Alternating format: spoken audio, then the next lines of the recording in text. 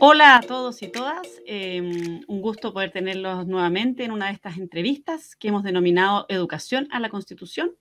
Como les hemos comentado, este es un espacio creado desde Fundación Educación 2020 en conjunto con el Centro de Justicia Educacional de la Universidad Católica y con el CIAE de la Universidad de Chile.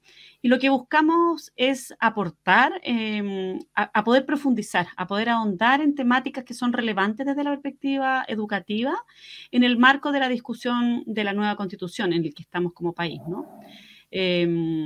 En este nuevo encuentro, nuevo espacio de entrevista, digamos, vamos a profundizar en torno a un tema muy importante, muy pivotal, muy central de cómo se organiza la política educativa en el sistema escolar en Chile, ¿no? Que es el modelo de financiamiento de la educación escolar. Este ha sido un pilar importante en términos de cómo se ha sostenido el sistema educativo más, de alguna manera, organizado con una estructura más neoliberal. Desde que se instaló en 1980, ha sido producto de gran debate y, por cierto, nos parece que es importante poder entenderlo en profundidad, poder aportar a que ustedes puedan comprenderlo como con las distintas implicancias, poder mirar un poco de evidencia comparada, ¿no? Para ello estamos con una invitada de lujo, estamos muy contentos de tener aquí a Alejandra Misala. Hola Alejandra, vamos a presentarla y les voy Hola. a pasar la palabra. Alejandra es economista, es doctora en economía, es directora tanto del CIAE como del Instituto de Estudios Avanzados en Educación de la Universidad de Chile y además es académica del Departamento de Ingeniería Industrial en la misma casa de estudio además. Y ella ha estudiado mucho, ha centrado mucho de su área de investigación en economía de la educación. Es un lujo para nosotros, creemos que es de las personas que más saben en Chile de este tema, así que estamos muy contentos y muy agradecidos de tenerte aquí, Alejandra. Hola. Hola Alejandra, muchas gracias por esta invitación, esta oportunidad y además muy contentos de poder compartir este proyecto con Educación 2020 y el Centro de Justicia Educacional de la Universidad Católica. Creo que hemos hecho otras cosas juntas antes y esta no será la última oportunidad. Sin lugar a dudas que no, tenemos además un propósito muy común, que es avanzar en un sistema educacional más equitativo, de calidad, ¿no? Que es una gran meta país, además. Bueno, vamos a ponernos a conversar un poco más en profundidad ya, porque, bueno, porque los tiempos siempre apremian en este tipo de entrevistas, ¿no? Entonces quisiéramos partir preguntándote si nos puedes explicar un poco, Alejandra, por favor, cómo funciona el sistema de financiamiento de la educación escolar en Chile hasta ahora, y quizás podríamos ir viendo, podríamos como ver al tiro cómo funciona y qué beneficios y qué problemas ha traído esta forma de funcionar, qué implicancias ha tenido para el sistema, digamos. De acuerdo, mira, desde el año 81, como tú dijiste, se cambió el sistema de financiamiento de la educación escolar y se estableció una subvención por alumno. Esto consiste en que el Estado entrega una subvención a los establecimientos tanto municipales como particular subvencionado, que es una subvención por alumno que asiste a clases, y esta subvención es de libre disposición, o sea, los establecimientos la pueden usar para sus necesidades, digamos, pago de sueldos y salarios, todo ese tipo de cosas. Y es una subvención que es igual independientemente si el estudiante va a un colegio municipal o va a un colegio particular subvencionado. Hay diferencias entre el nivel de educación básica versus educación media, educación técnico-profesional versus educación científico-humanista.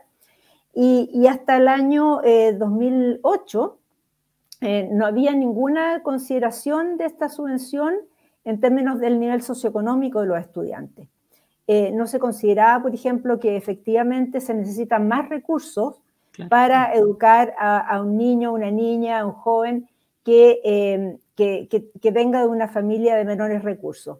Y en ese año, esta ley en realidad partió en la última parte del gobierno de Ricardo Lagos y se aprobó durante el gobierno de la presidenta Bachelet, el primer gobierno de la presidenta Bachelet, una subvención escolar preferencial que básicamente lleva una subvención más alta a aquellos establecimientos que atienden a niños del 40% de menor nivel socioeconómico del país. Se llama subvención escolar preferencial.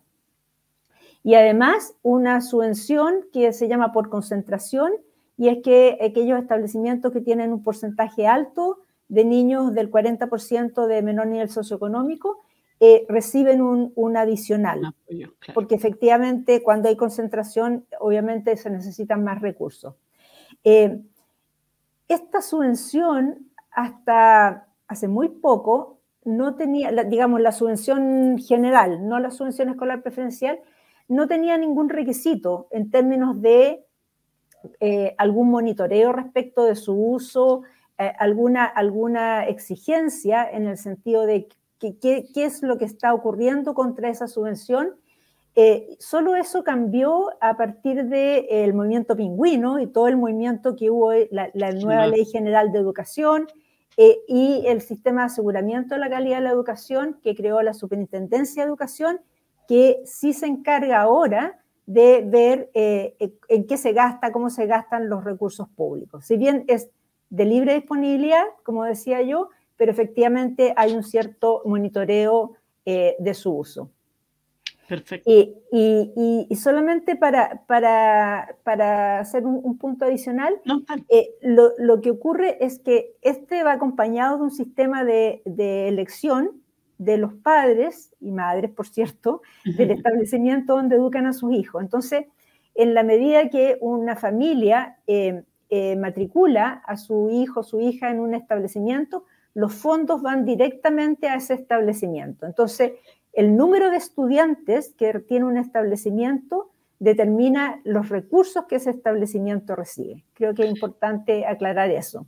Súper importante. Por eso, Alejandra, voy a hacer el link con algo como se le llama muchas veces, digamos que es un sistema de voucher, porque en el fondo las familias al llevar la lección a la escuela, de alguna manera le asignan a esa escuela el ingreso de algún monto de recursos en el fondo. Por eso se le llama así. Probablemente muchas de las personas que escuchen la entrevista van a recordar haber escuchado, bueno, pero es un sistema de voucher. ¿Qué significa eso? En el fondo eso implica, ¿cierto? Exactamente. Lo que pasa es que en otros países el voucher se le da a la familia. La familia va con su voucher. En el caso de Chile es un sistema en que los fondos siguen a los niños, pero los fondos van desde el gobierno, el Estado en realidad, a los establecimientos educacionales de acuerdo al número de estudiantes que tienen asistiendo a clases. Vamos a hablar de eso en un ratito más. Ahora, hay otros recursos, además de la subvención por estudiante. Por ejemplo, hay un aporte municipal, algunos municipios, no todos, porque hay algunos que no tienen recursos, hacen aportes a la educación. Hay un fondo de apoyo a la educación pública y también todavía quedan algunos establecimientos que están cobrando financiamiento compartido. Se cobraba financiamiento compartido bastante masivamente en el sistema particular subvencionado, pero eso terminó con la ley de inclusión escolar y hoy día más del 93% de los estudiantes asisten a establecimientos que no cobran financiamiento compartido, pero aquellos que cobraban financiamiento compartido alto todavía están, porque es un sistema que gradualmente va reduciendo. Exacto. Claro. Perfecto, o sea, en el fondo como vemos es un sistema que se organiza en términos de que las familias con su elección de alguna manera permiten a los establecimientos que lleguen los recursos, digamos. Tú nos decías que hay mucha autonomía efectivamente de los establecimientos. Creo que ahí hay un punto que también es importante porque los establecimientos de alguna manera pueden dedicar esos recursos a distintas cosas. Ahora se ha avanzado en regulación, pero desde la perspectiva del sistema tenía menos barreras, por decirlo así, de control, digamos, en términos de la autonomía que tenían los establecimientos para usar esos recursos, ¿no? Había muy poco control hasta la creación de la Superintendencia de Educación, muy poco control. Y solo la SEP, la SEP se creó antes de la superintendencia, la SEP sí venía con mucho más control y todavía tiene mucho más control. ¿Por qué? Porque los recursos SEP están orientados al mejoramiento escolar y fundamentalmente de aquellos establecimientos educacionales que atienden a la población menos favorecida del país. Entonces, esos recursos no son de libre disposición, los recursos SEP. Son recursos importantes, pero hay una serie de restricciones en su uso, que es un tema que podemos conversar después también respecto de ello.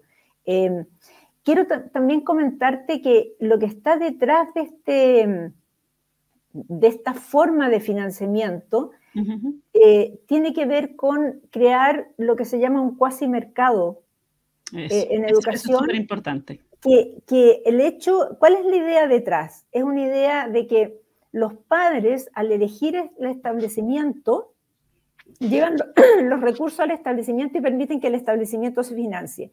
Entonces, ¿cuál es la idea que había detrás? La idea conceptual, de que los establecimientos entonces iban a tratar de ser muy buenos, mejorar mucho su calidad, ofrecer, digamos, una educación que fuera de interés para los padres, para que los padres lo eligieran. Entonces, en este mecanismo, algunos padres podrían cambiar a sus hijos de un establecimiento educacional que no fuera suficientemente bueno. Ese establecimiento educacional perdería matrícula, perdería financiamiento y saldría del sistema. Y por tanto, en el sistema quedarían aquellos establecimientos realmente buenos. O sea, que como que la calidad se conseguiría a través de este sistema de elección de escuela. Sin embargo, no solamente en Chile, sino en muchos países, se ha mostrado que este tipo de cuasi mercado no asegura calidad de educación. No asegura calidad de educación. Más aún con las características que ha tenido en Chile. Es súper interesante lo que tú estás explicando, Alejandra, porque esto es lo que muchas veces se plantea, que es que nuestro sistema está organizado con una lógica como de mercado en el fondo, ¿no? Se piensa que entonces la forma de mejorar el sistema educacional es a través de ponerle como estos incentivos económicos en términos de que los distintos sostenedores de colegios buscarían mejorar la calidad para atraer más personas, más matrícula y así más recursos. Y quizás una nota ahí a complementar, porque yo creo que también para las personas que van a estar escuchando esta entrevista ayuda a ver lo que es así como surgen también, este es el primero, como uno de los orígenes de las pruebas estandarizadas, en el fondo, cuando se buscó dar información de mercado respecto, ¿te acuerdas lo que era en su origen?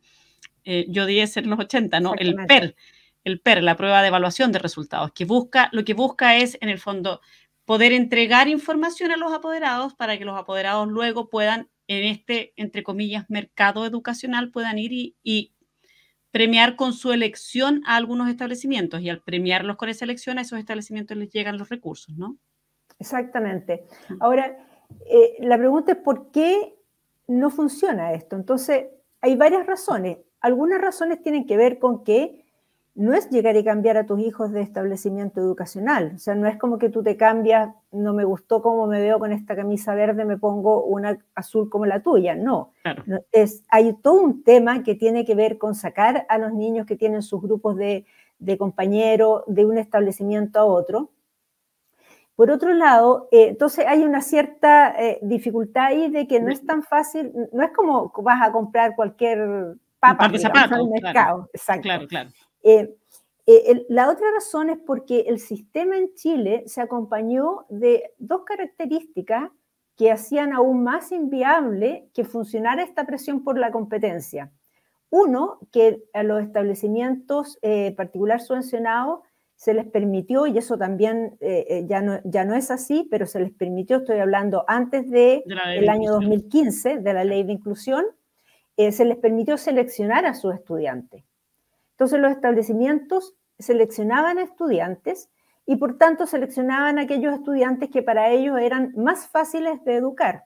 Claro. Porque el monto de la subvención es la misma. Entonces, si yo tengo un estudiante que es más fácil de educar, tengo menos recursos que poner en el sistema para tener el mismo logro académico de los niños y niñas, digamos.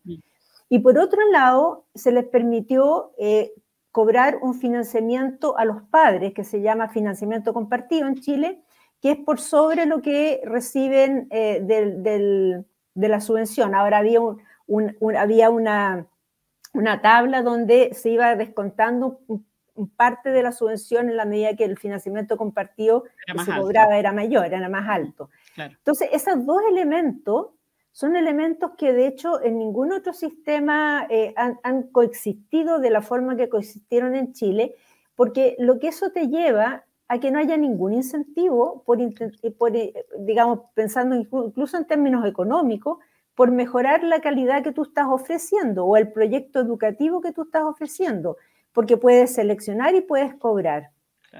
¿Te fijas? Entonces yo mejoro la calidad vía mayor selección y vía exactamente, filtrando, porque al cobrar de alguna exactamente. manera pongo un filtro de entrada en el fondo. Claro, O sea, cobrar es la forma más fácil de filtrar, porque claro, tú pones un monto y con eso inmediatamente restringes a quienes son, es posible que elijan este colegio. claro. Claro, Y esto es absolutamente. lo que está a la base de un sistema educacional altamente segregado, como el que tenemos en Chile, ¿no? Entonces es importante como poner en perspectiva. Mucho, muy importante eso. Alejandra, para un poco como para redondear aquí, ¿no? Si de ti dependiera, tú cambiar, respecto a la forma de financiamiento de la educación escolar, ¿tú lo cambiarías completamente? ¿Lo reformarías? ¿Lo mantendrías igual? ¿Qué cambios ves tú que serían necesarios en un sistema de financiamiento para la educación escolar, digamos, considerando todas estas implicancias que vienen después, ¿no? Que estamos viendo. Y considerando también que estas son implicancias de largo plazo, no son tan rápidas, ¿no?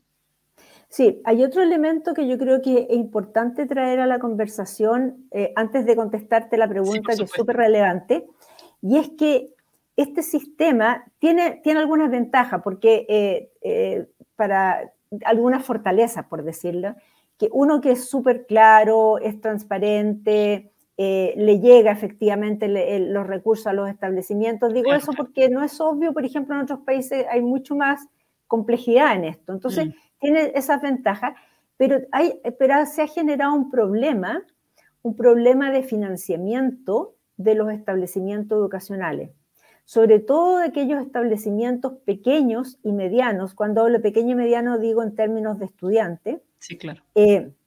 urbanos, porque hay una cierta subvención Para los rurales, claro. para los lugares que atiende ese problema. Entonces, tú tienes un establecimiento pequeño, mediano, con relativamente, por eso, menos cantidad de estudiantes, que no es capaz de financiar una planta mínima de profesores y profesoras para que puedan dar, digamos, cumplir con la malla escolar, Curricular, claro, claro. curricular. Entonces, ese es un tema también que está presente y que hay que tenerlo claro. O sea, además de los problemas de segregación que tú mencionaste, que son muy, muy Claro. importantes, está también el tema de que hay déficit estructural, le llamaríamos, ¿cierto? Un déficit estructural de que no permite financiar en algunos establecimientos los gastos operacionales. Cuando son una matrícula muy pequeña, y por lo tanto no llega la subvención suficiente. Exactamente. Entonces, Perfecto. tú me preguntas si es ¿Que lo necesario cambio. cambiarías? Yo Claro. creo que es necesario hacer cambio. Creo además que se necesita un poco más de mayor análisis. No es como que, mira, esto, aquí lo tenemos todo claro, hay que hacer un poco de mayor análisis. Por ejemplo, sobre los mecanismos de distribución de los recursos, sobre la estructura de costos de los establecimientos y también el tema este que te estaba planteando de los establecimientos pequeños. Por cierto, todos los temas que tienen que ver con equidad y distribución de los recursos y los costos administrativos asociados a ello. Entonces, por ejemplo, algunas ideas. Importante garantizar que todo aquel establecimiento cuente con una planta mínima de profesores y profesoras que sea necesario para funcionar. Esto significa tener un financiamiento que combina, por un lado, un componente fijo con un componente variable. Y ese componente fijo podría ser, por ejemplo, un piso mínimo garantizado asociado a una relación profesor-estudiantes. Claro, profesor-estudiante, porque tú dices, bueno, ¿qué cantidad de de la relación profesor-estudiante es importante? Y hay algunos indicadores a nivel internacional que dicen, mira, esto es lo que es razonable. Entonces, si yo tengo tantos estudiantes, tengo que tener tantos profesores, tengo que financiar esos profesores, eso sería como lo básico, lo mínimo a financiar. Y después está la pregunta, y después un segundo nivel que es variable de acuerdo al número de estudiantes, ¿no es cierto? Entonces, un básico más un variable que depende del número de estudiantes. Ahora, tú me preguntarás de todas maneras, bueno, ¿y es matrícula o es asistencia? Porque hoy día nosotros, el sistema que tenemos es por asistencia, por niños sentados en la sala. Exacto. Y obviamente eso tiene algunas dificultades también que son dificultades que tienen que ver con gestión, porque los establecimientos y las salas de clase demoran un rato en pasar lista y en hacer todo el trámite de poder informar al ministerio sobre la cantidad de estudiantes que están asistiendo, y por tanto ahí hay un tema que tiene que ver con una gestión que le quita espacio de tiempo pedagógico muchas veces, a la gestión pedagógica. Claro, ¿Te fijas? Claro, y al espacio pedagógico a la clase misma, digamos. Y por otro lado, está el tema de que en algunos establecimientos ubicados en determinadas zonas, la asistencia en algunas épocas del año es bastante irregular. Y como si tienes asistencia irregular, vas a tener financiamiento irregular, financiamiento inestable, por decirlo, más que irregular, y es inestable probablemente. Entonces, esas dos cosas combinadas hacen pensar de que a lo mejor uno podría moverse hacia matrícula. Perfecto. Ahora, ¿cuál es el problema de abandonar la asistencia? De que eso ha sido exitoso, el tener una subvención por asistencia ha sido exitoso para que los niños estén no solo matriculados, sino que asistiendo a clase, porque los establecimientos sí tienen todos los incentivos. Que hacer un esfuerzo para que vayan. Exacto, tienen que hacer un esfuerzo para que vayan. Entonces uno podría pensar en tener un sistema en que uno mira la matrícula no solamente una vez al año, sino que varias veces en el año, 3 veces en el año, de forma de ver que está efectivamente la matrícula se mantiene, digamos, claro, exacto. Claro. Y tener a lo mejor algún incentivo por asistencia. Tener alguna cosa adicional, pero no es esto que hoy día, como conversábamos, hay una gestión completa que se dedica a tener, digamos, la información de asistencia y poder reportarla al ministerio. Entonces, ese es un tema que sería importante tocar. Evaluar, digamos. Y la otra cosa es que vinculado a este tema de tener un básico financiado, y esto completamente vinculado, estas dos cosas tienen que ir juntas, es cómo uno tiene una política que desincentive la proliferación de establecimientos pequeños. Porque, ¿me entiendes? Porque dice, oye, si van a financiar una planta básica, vámonos, no hay ningún riesgo. Entonces, tú no quieres tener una proliferación de establecimientos pequeños. Entonces, a ver cómo también tienes una política en ese sentido. Y hay países... Que organice un poco cómo se estructura de alguna manera esa... Exactamente. La organización de las escuelas. Exactamente. Entonces, por ejemplo, uno podría pensar en que en territorios con baja matrícula, tú no debieras aceptar que se instalara un nuevo establecimiento, por decirlo así. O sea, o al revés, déjame ponerlo en términos positivos, que para que se instale un nuevo establecimiento, estoy pensando en establecimiento particular subvencionado, claro. Tiene que demostrar que hay una demanda, que hay matrícula que no está siendo, digamos, considerada en términos de los establecimientos que hoy día están en ese sector. Claro. Y al mismo tiempo, tener incentivos para consolidar aquellos establecimientos que tienen pocos estudiantes. Para juntarlos, digamos, a eso te refieres. Para juntarlo. Ahora, también respecto siguiendo con el tema del financiamiento, hay un tema que tiene que ver con la educación pública, ¿eh? Porque la educación pública requiere recursos y requiere recursos complementarios porque hay zonas del país, y eso claro. Los estudios que hemos hecho en el CIAE lo muestran, que hay zonas del país donde no hay oferta pública, definitivamente no hay oferta pública de establecimientos educacionales, o la oferta que hay no ofrece suficiente calidad. Entonces, ahí uno debería pensar de que tendría que haber una oferta pública de buena calidad y robusta en esos sectores donde no hay, pero también en sectores de expansión urbana. Porque te pasa que hay sectores que están disminuyendo, digamos, la población en edad escolar, pero hay sectores de expansión urbana. Claro, entonces, ahí tú tienes que atender eso. Y hoy día probablemente con las reglas que ha establecido la ley de inclusión escolar, donde no se permite el lucro, no se permite el financiamiento compartido y no hay una selección, probablemente... Hay más barreras de entrada, digamos. Hay menos interés, digamos, y probablemente hay un mayor rol ahí para los establecimientos públicos de proveer esa oferta. Y me refiero a jardines infantiles, a escuelas, a liceos en general. Alejandra, hay países internacionales o sea, hay experiencia que en el fondo pide para que haya permiso para poner un establecimiento particular subvencionado, tiene que ser un sector donde ya hay una cierta oferta pública. No puedes en el fondo dejar sin oferta pública, ¿me explico? Entonces tienes que al menos tener así. Quería preguntarte, como pensando también en, porque tú estás levantando como distintas características que debería tener un sistema de financiamiento de la educación escolar, ¿no? ¿Qué evidencia tenemos como de otros países en el sistema? O sea, en el sistema, en el mundo. ¿Hay otros países que tengan sistemas parecidos al que tenemos nosotros, por ejemplo? ¿Cómo han funcionado? ¿Qué diferencias se pueden ver? Un poquito de mirada como comparada. Sería súper bueno que pudiéramos tener para las personas que van a estar escuchándonos.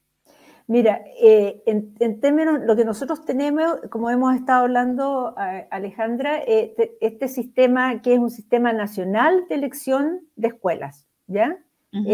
Nacional en el sentido que, por ejemplo, hay países como Estados Unidos o algunos países europeos que tienen en algunos estados, en algunos distritos, un sistema de elección de escuelas, las escuelas charter o algún tipo de sistema donde los padres pueden elegir con financiamiento público poner a su hijo en una escuela de administración privada, por ejemplo, como las escuelas charter, que son escuelas públicas de administración privada. Pero yo estoy pensando, en función de tu pregunta, en países que tienen sistemas de elección más generalizado.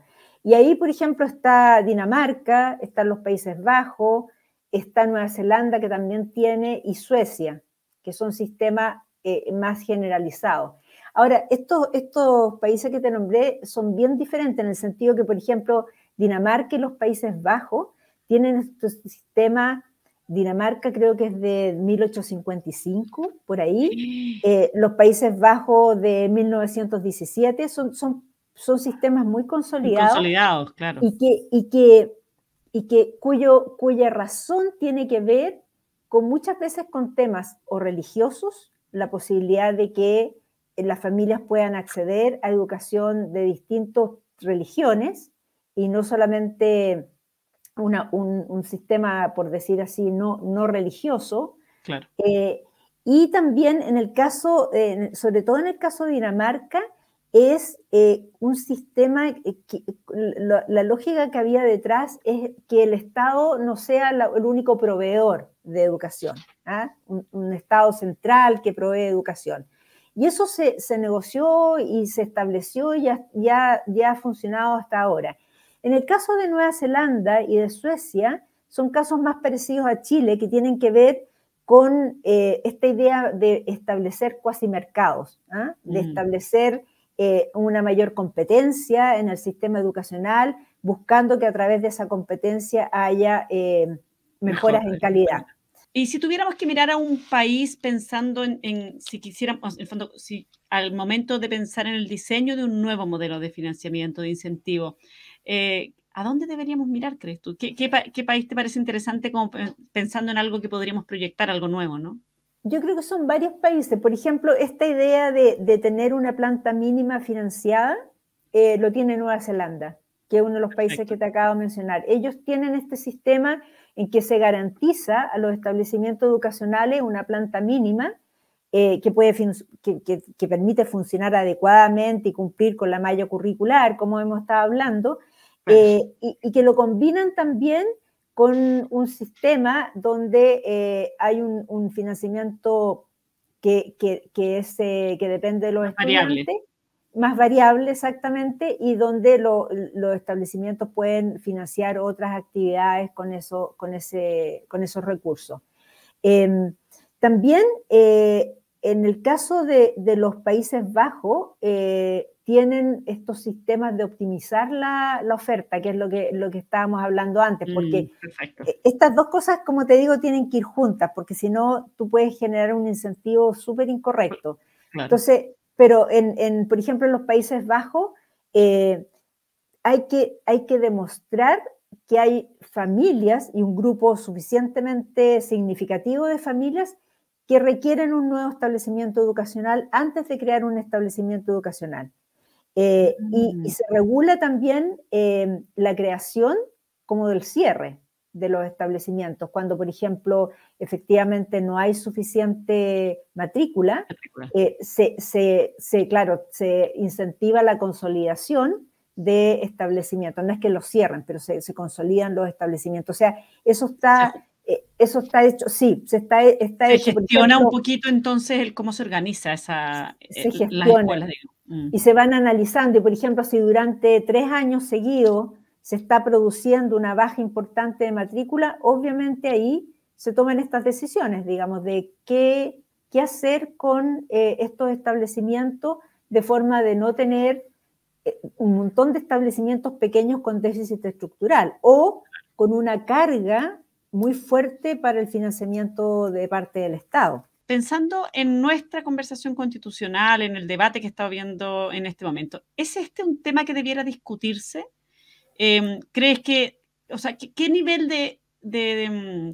cómo debiera abordarse esto desde la nueva Constitución en términos de dejar quizás algunos principios? ¿O tú eres de la idea que debería quedar a nivel constitucional el tipo de financiamiento? ¿Cómo crees tú que hay un tema? Primero, bueno, si es un tema que debería discutirse o no. Y segundo, ¿qué condiciones, qué principios deberían asegurarse desde la discusión constitucional y desde la nueva Constitución, ¿no? Pensando en un sistema luego de financiamiento, ¿no? Sí. Que sea más justo también, teniendo eso a la luz, ¿no? Sí. Mira, yo creo que en la Constitución la educación es súper importante, pero no es lo único. Y yo me imagino más tener como principios rectores, derechos fundamentales, los deberes del Estado. Eso es lo que me imagino que debiera estar muy establecido en la nueva Constitución. Y por cierto, todos estos deberes y derechos, principios, debieran orientar las políticas públicas, de forma de que efectivamente sean conducentes de políticas públicas que cumplan con los propósitos que debe tener la educación, ¿no es cierto? Una educación que no discrimine, que genere igualdad, que genere inclusión, donde efectivamente todos los niños, niñas, jóvenes tengan las mismas oportunidades. Hemos visto entonces, claro, cómo está organizado el sistema actualmente en Chile, el sistema de financiamiento de la educación escolar, cómo podemos aprender de la experiencia comparada de otros países, cómo está en el resto del mundo, en distintos países en el mundo, ¿no? ¿Cómo debería abordarse esto desde la Constitución y cómo deberían, en el fondo, sentarse ciertos principios que permitan luego trabajar más a nivel quizás legislativo, de otras políticas públicas, en el fondo la definición en particular, pero cómo la importancia de que queden ciertos principios garantes que permitan luego abordar el desafío de un sistema de financiamiento que nos permita avanzar en un sistema más justo, más equitativo, ¿no? Ahora, para terminar, Alejandra, te voy a invitar a hacer como una especie de ejercicio de imaginación. Vamos a imaginarnos que estás frente a ti con todos los 155, las y los 155 constituyentes en la Convención Constitucional. Estás ahí en el podio y te dan un minuto para darles un mensaje respecto a este tema. ¿Qué les dirías en ese minuto? Bueno, yo creo que con esta nueva Constitución tenemos la oportunidad para restituir lo público en la Constitución de Chile. En educación esto significa que el Estado debe hacerse cargo de fortalecer la educación pública. ¿Y por qué digo esto? Porque a propósito de todo lo que hemos conversado, solo fortaleciendo la educación pública nosotros vamos a lograr un sistema que tenga muchas escuelas dignas de que los padres las elijan. Y así poder disminuir significativamente la segmentación social que tiene nuestro sistema educacional y mejorar, por ciento, su calidad. Esto no significa abandonar el sistema mixto ni la libre elección de establecimientos por parte de los padres, sino asegurar la existencia de una educación pública de calidad. Y yo creo que esto es importante porque la educación pública garantiza el derecho constitucional a una educación obligatoria y gratuita, que asegure proyectos educativos integradores, que sea capaz de fijar un alto estándar de calidad y que promueva la búsqueda de la excelencia de todo el sistema educacional. Qué importante este desafío que tenemos como país, ¿no? De una educación pública que resguarde ese derecho a la educación. Muchísimas gracias, Alejandra. Nos quedamos con ese mensaje profundo y convocante además, ¿no? Queremos invitarlos a todas y todas a seguir, bueno, a reenviar esta entrevista a otras personas que la puedan escuchar, también que sientan que les puede ayudar en la reflexión que estamos teniendo como país. Este es un momento muy importante y es fundamental que podamos tener estas conversaciones con la mayor cantidad de antecedentes posible. Recuerden que pueden ver tanto esta como otras entrevistas en nuestro sitio web, educacionalaconstitución.educacion2020.cl, y las vamos a estar difundiendo también a través de nuestras redes sociales, así que ahí podemos difundirlo entre todos. Yo, para cerrar, quiero solamente agradecerte nuevamente, Alejandra, gracias a ti y muchos saludos a todos y todas los que nos han estado escuchando. Sí, muchas gracias a ti también, Alejandra, por esta oportunidad. Me entretuve mucho con la conversación. Muchísimas gracias. Chao, chao. Chao, chao.